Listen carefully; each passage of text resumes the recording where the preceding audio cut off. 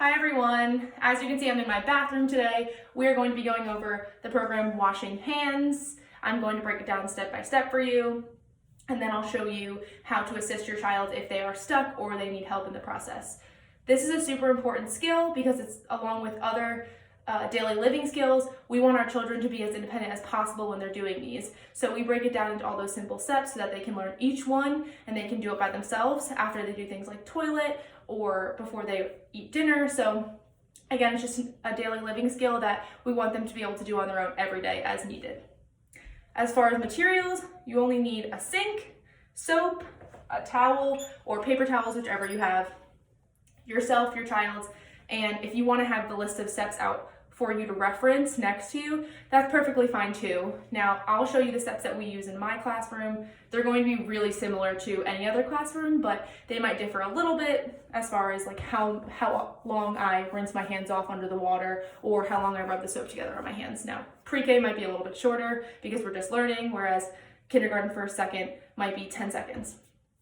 So we can get started. I'm gonna go through each step with you. I'll explain the steps, and then my sister will come in and I will show you how to assist your child if needed. Now, the very first step is walking to the sink. So that is an independent skill in itself. So you're gonna want your child to be able to walk to the sink to wash their hands after they use the toilet without you telling them. Now, if they need help, you can point to the sink to show them that that's where they need to go next. So I'm going to walk into the bathroom. The next step, I'm gonna push up my sleeves. If they're wearing short sleeves, of course, you don't have to do this. And I'm going to move this camera for you so you can see it. The next step after pushing up your sleeves would be turning on the sink. And then I'm going to get one pump of soap. So for my pre-K friends, we're just gonna get one pump so we don't play with the soap too much, but one hand over, one hand under, I'm gonna get one pump. The next step is rubbing my hands together for 3 seconds, getting it everywhere.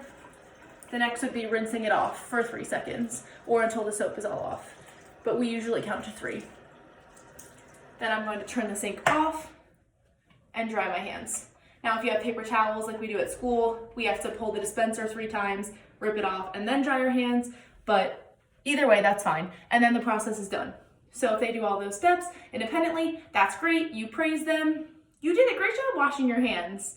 As far as a direction before you get started, again, you want that first step to be independent, so you don't really want to give a verbal prompt, go wash your hands after they use the toilet. But if they're washing their hands before something that they don't usually do, or before dinner or something like that, you can tell them, go wash your hands, and then walking into the bathroom would be the first independent step.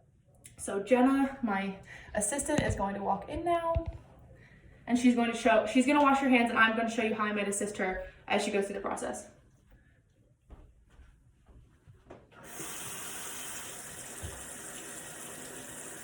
As you can see, I gestured for her to get a pump of soap. I didn't tell her to get a pump of soap. I just pointed to it.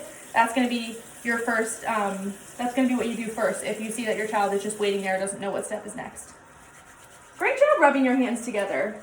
Make sure you give them praise after each step if you want. Get them motivated.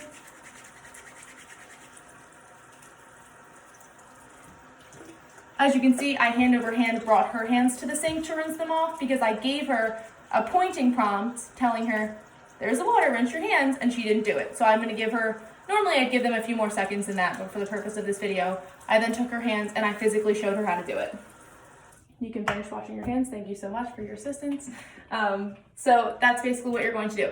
You wanna refrain from giving any verbal prompts like rinse or rub, unless you've already pointed. You can do a physical prompt too if you don't wanna use verbal prompts at all, but as you can see, she came over, she didn't get the soap, I pointed, so she got the soap because that was a hint for her. This is the next step. So anytime they do a step correctly, praise them, give them, verbal praise. You did a great job rubbing your hands together. You did a great job rinsing them off. Edibles might not be a great thing to use in the process of this, but at the end, when they're finished, you can give them a gummy, a chip, a hug, anything you would like.